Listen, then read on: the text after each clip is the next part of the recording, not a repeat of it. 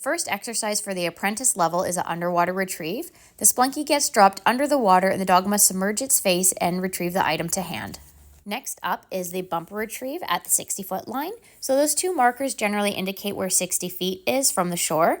The dog is to go out, retrieve the bumper, and bring it back to your hand. You are not allowed to hold onto your dog in the apprentice level, so the dog needs to have a sit and stay, and your judge will send when you're ready.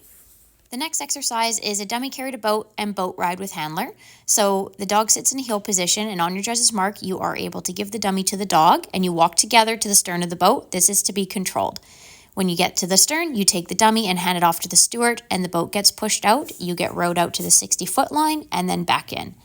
The tricky part of this exercise, the dog does need to remain under control, so that means staying on the platform at all times. They're not allowed to leave the platform to go inside the boat or off the boat at any time.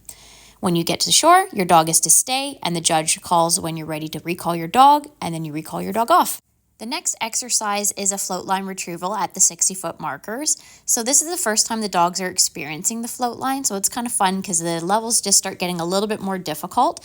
So with the float line retrieve, the dog is allowed to be held onto while the boat's getting situated, but your judge will mark, "Are you ready?" before you have to let go and send your dog. So dog has to have a sit stay. You send your dog to retrieve the float line. She brings it back to hand, and then that is exercise finished. And the final exercise is the 2-minute swim with handler. So this is the last time that you have to swim in the water with your dog in our water trials. They only do it in the junior and apprentice level. With apprentice, the dog has to remain on shore in a sit stay and you walk out to swimming depth. And then the judges will command you to recall your dog and you recall your dog into the water. Once again, just like the junior swim, you are allowed to walk the swim or you can swim it as you see here. Either way, your dog is not allowed to touch the ground at any point during that 2 minutes until your judge calls you in.